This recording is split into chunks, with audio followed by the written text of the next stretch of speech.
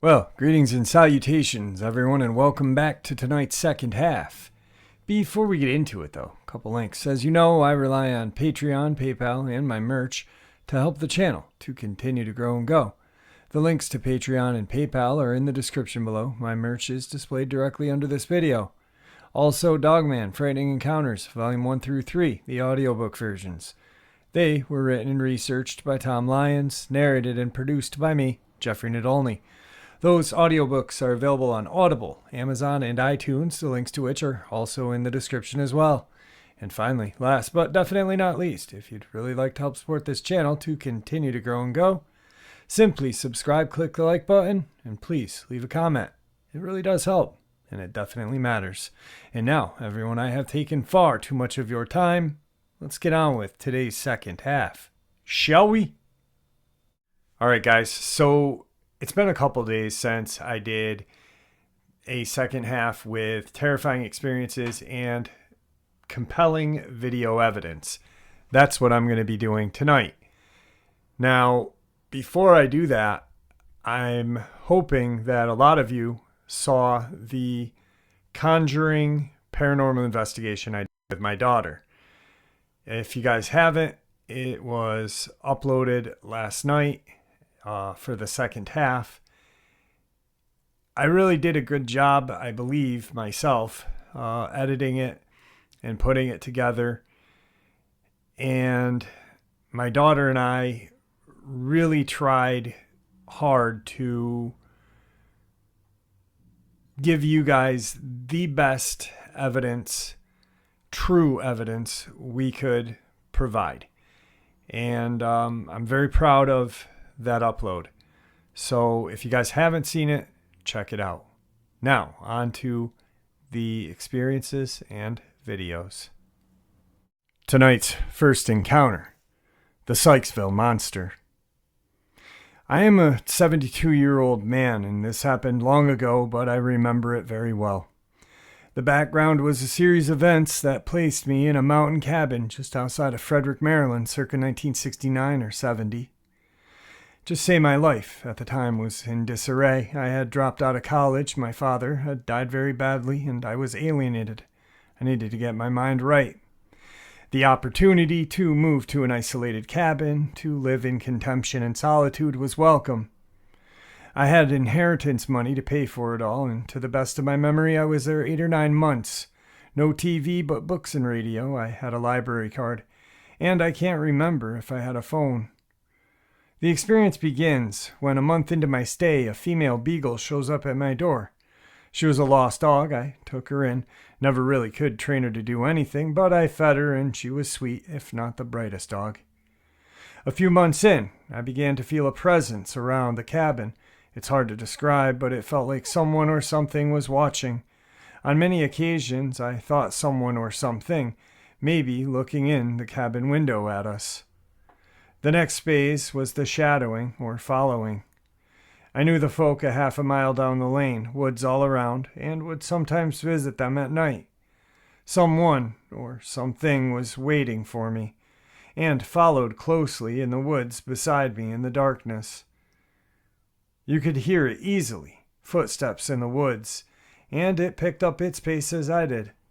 This not only happened to me, but to my younger brother who visited, and to friends, and it spooked them big time. At night, it was out there, around the cabin. Here's the funny thing. I was never afraid, never felt threatened. Not at all, at least early on. There was no feeling of malevolence. I spent a good bit of time wandering the vast areas of the woodland around me. There was a state park just up the hill, and the Frederick Municipal Forest went on for miles. The whole of western Maryland was much more country than it is now. None of the development had set in yet.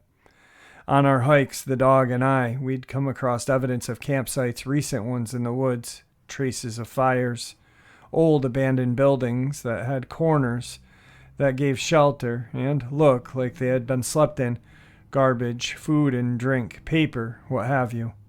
Perhaps hunters, but much of it didn't have the organized feel you would get from an experienced hunter. The last month of my stay there was when things intensified. Maybe it sensed I was preparing to leave. In the mornings, I would find small dead animals at the bottom of the front porch steps. The cabin had a small front porch, screened with a light door, and 4 wooden steps to the ground. A spotlight would illuminate the long front yard with the woods close by either side. Dead animals began to appear at the bottom of the steps in many mornings. I remember small birds, then a squirrel, a rabbit, and even a weasel, like they were offerings. I had to grab them up before the dog came and ate them. This went on almost daily for several weeks. One night, very late, I was awoken by some sound. I lied in bed and heard something from the porch. I hopped up and hit the lights, and I saw the dog, who never learned to sit or stay, standing at the front door in perfect position. She shaking in fear. She never barked. I heard the door slam and footsteps go down the steps. I hit the spotlight, but I didn't see a thing. I went out. It had been on the porch at the front door, maybe trying to get in. After that, I stayed in at night more and more. The animal offerings got bigger and bigger. Larger birds, possum, a woodchuck. It's not funny. The final 2 gifts were legs from either a horse or a cow, big and bloody. One was skinned. Oh my God.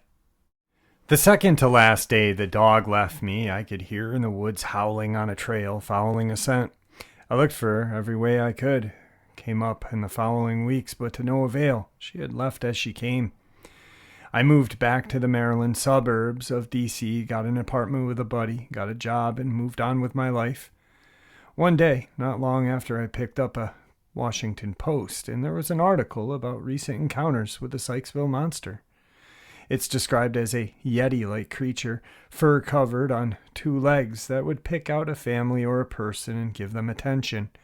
I wasn't the only one. That attention, described in an article, was exactly what happened to me. Following you at night, looking inside the home, gifts, and so on, I was shocked. If I had turned on that spotlight and seen a Bigfoot or a Yeti, I may still be running. But I think I know who it is. Sykesville, Maryland was the location of the Springfield Hospital Center, a large state psychiatric hospital. It was 20 miles or so east of Frederick. Back then, many folk knew how to live in the woods. They grew up that way. Country folk. I think the monster was an escaped patient, or just a freed schizophrenic who lived outside. It's like all the homeless people you see in the cities now, probably off his medication, but somehow functional and lonely. He would pick a family to adopt. Those camps I found in the woods, they could have been him. Nothing to do, he'd make mischief. I think he liked me, but sensed I was leaving. I cannot prove any of this, it's just my theory. My monster was very much of that time and place, and his behavior was what I noticed in nearly every case. I don't think he could have survived through the 80s. The breakdown of mental hospitals threw the mentally ill out into the streets and took away the shelter of hospitals. Unprotected, the mentally ill died off. It's a very interesting theory, and that's what the coolest thing about cryptozoology is it's based on theory and speculation. I don't really go along with the guy's theory, though, because there's far too many people that had seen the Sykesville monster and dealt with it as well. So, nevertheless, a very interesting theory and a very interesting experience.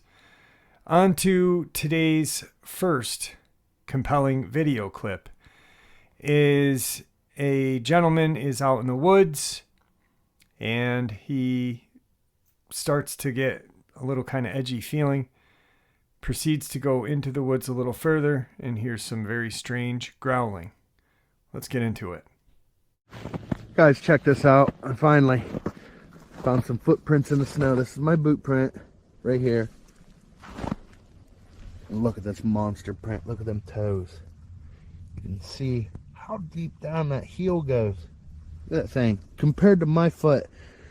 And there is tracks everywhere. They go all the way down through here. Look at the size of these things. They go all the way back through there. They're going up in that trail. This one is definitely a major crossing through here. They've got a path that goes all the way down back into there and all the way around to that side. So I see these tracks and I stop right here. This is the very first print I saw. I was walking right beside it. I happened to glance down. I just saw all these prints, and you know, I've been seeing there's deer and rabbit tracks everywhere. Look at all these things. You go all the way up in here. Look, you can see the toes. Look at the size. That's my little boot. Look at that monster foot. I'm shaking so bad I can't hardly keep the camera still. Did you hear it?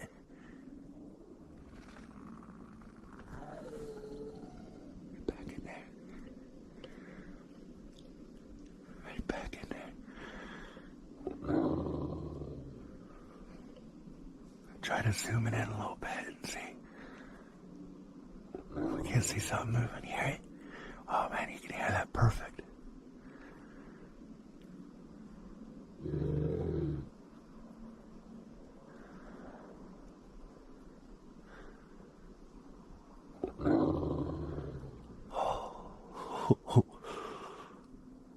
This is creepy out here by myself. I'm probably 3 miles away from my truck. Out in the middle of Salt Fork. Definitely a creepy video, and I mean, you can see the comparison to the boot print, to the prints in the snow, and there's multiple of them, not just one. I always kind of found that funny when someone took a picture of, you know, look at this print I found, but there was only one print. What, did it just hop out of the sky, land in the ground, and then just hop up and disappear? And then you hear the growling in the background, which is very, very interesting. On to tonight's second encounter. So thinking back now, it must have been around the early summer of 2014. It's been quite a long time, and of the weird supernatural or paranormal things I've ever experienced, this was the worst. To begin with, I used to smoke on top of my roof. You can chalk it up to being a teenager and liking to do dangerous things, although I always felt relatively safe doing so. While I had made a habit out of it for years, and it was sort of a fun thing for me to do back then, I really liked the peaceful vibe while stargazing and watching sunsets blowing smoke rings. Anyway, one night I did my regular routine, which was hand-rolling a tobacco cigarette. Really glad I grew out of smoking. And I sat in the middle part of the divided roof over the garage, which basically was the center of it. I had been so caught up in being careful climbing to my spot before I noticed something incredibly strange on the shed about 20 feet away, luckily not directly connected to the roof I was on. It was gray, lanky, emaciated, sinewy-looking creature. At first, my brain could barely process what I was seeing, and I thought it must be some sort of hallucination. My whole body was frozen for a good 10 seconds minimum.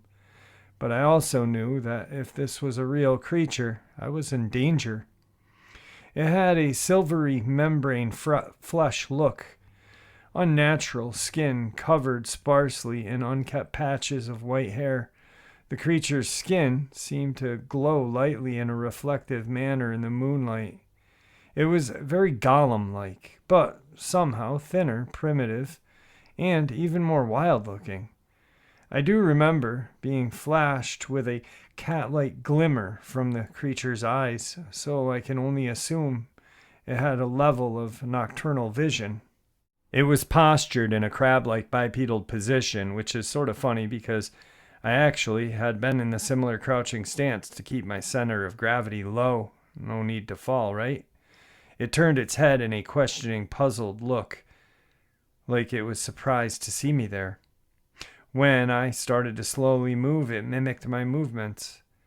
It felt like it was mirroring me, which, if I understand correctly, can be a sign of aggression, maybe curiosity, but I didn't feel welcomed. As I stared at it more, I could tell it was not a human, or if ever had been, it was so long ago, because its entire form was twisted and evil looking, at least in a classical monster movie way. The last sequence I remember of this ordeal was that I instinctively pivoted around and in the same motion did a crawling dash straight back to my window, launched myself into my room and slammed the window shut, locking it and dropping the curtain immediately. I never looked back because I knew if I did, I could die from whatever that thing was. So, toggling back to modern day now, this situation has haunted me and made me even more open-minded to the idea of cryptids being a real possibility. I was more skeptical of them before, but seemed to accept the existence of spirits more easily. I don't believe what I saw was a hallucination of any kind. It was definitely physical. The creature was solid and appeared to be on top of the shed, perched and monitoring me. I have told this to many of my friends and family so far, and a lot want to dismiss it as my imagination or being sleep deprived. All I know is I saw something otherworldly in that moment, or even something so strange and foreign that its shared residence on Earth is thought of an impossibility. If anyone has a reason to believe this is not a crawler, let me know. I do live in the Pacific Northwest of the States, and I've read about these cryptids before. I do remember feeling a complete overwhelming sense of frightened sickness for at least less than a day afterward. Tonight's second video is, well, a possible crawler video, and it is very, very creepy. And you can see its eyes and you can hear the noise that it's making. And the reaction of the guy that is filming it is, well, it feels real, I guess. I don't know. I look at it and I'm like, wow, this really may be a crawler. So, all right, check it out. Can't really tell what it is, but it's been making noise for the last couple of hours. I don't know if it's a bird or an owl or what the f it is. It's making some weird ass sounds. What the f is that? What the f is that? Keep poking his head out back and forth to what the f? What the f is going on, bro? That shit look what the f is that? What the f is that? Keep poking his head out back and forth to what the f? What the f is going on, bro? That shit look what the fuck is that? What the fuck is that? Keep poking his head out back and forth. What the fuck? Yeah, like I said, I'm not sure what that is, but the way the guy's acting and the sounds it's making with the eyes and how they're moving, it could be real. Now, on to tonight's final experience. I was 13 years old in Lake Orion, Michigan, visiting my mom's friend and their kids for the 4th of July weekend. Myself and a friend and their kids were roaming around the city late. We ended up walking down some residential roads. It was quiet and dead out, maybe 2 a.m. with no cars driving around. Just that real calm, peaceful time at night when hooligans run wild. Some of the kids wanted to go and do some ding-dong ditch. And I was the kind of straight-edged kid, so I went along with it even though it made me nervous. We had ding-dong ditched probably 5 houses at this point, and the kids started pressuring me to do it. It was my turn, and they were saying don't be a sissy and stuff. So they directed me to ring the doorbell of a house we were standing in front of, It was a smaller little white house, square-shaped, with some metal fencing around the back of the owner's dogs. I walked up and there was no doorbell, so I walked back and they said, just knock instead. So, as someone who didn't want to kill the fun, I went back and knocked to find they had already taken off running. I ran after them, and I don't know if I believed what they were saying, but even my friends said they saw it. Apparently, there was a face in the window the first time I went up, and the house was notoriously haunted. I was a little spooked and out of breath. We must have run a half a mile. I looked behind me to see if there was anything scary following us, and I saw this figure that I had always described as looking like it was made out of water. A humanoid figure, translucent, which makes the background behind them wavy, and had a defined outline. I figured my mind was playing tricks on me, and just kept walking, joking around with the others, looking back every so often. It was following us, and I could see it under the street lamps occasionally. The leader kid, who wanted to do the ding-dong ditch, looked to see what I was looking at and exclaimed to his friend, "Do you see that?" and took off running. My friend looked back and started running, and I was left again running after them. We ran all the way back to his house, probably through 3 miles, no sign of it behind us anymore, but I have never been so shaken or scared in my entire life. I was inconsolable. I was scared for a while I would see it again and find out it had been following me this entire time. It's been over 10 years and I've never saw it again. And I've never been able to find anything about it, this thing that we saw that night. And tonight's final, terrifying video evidence. Wait, stay! Stay back!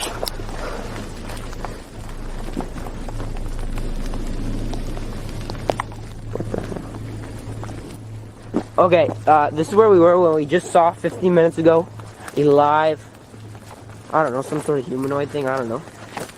We're in the Enchanted Forest at Tofino, right by that tree over there. Yeah, that one. We saw it. Let's go see if we can, I don't know. Okay. Over there somewhere. Over there. See, that could be a possible footprint. I don't know. Could be. Like, look. Yeah, I bet, like, any foot would, like, cause some sort of indentation there. I don't know.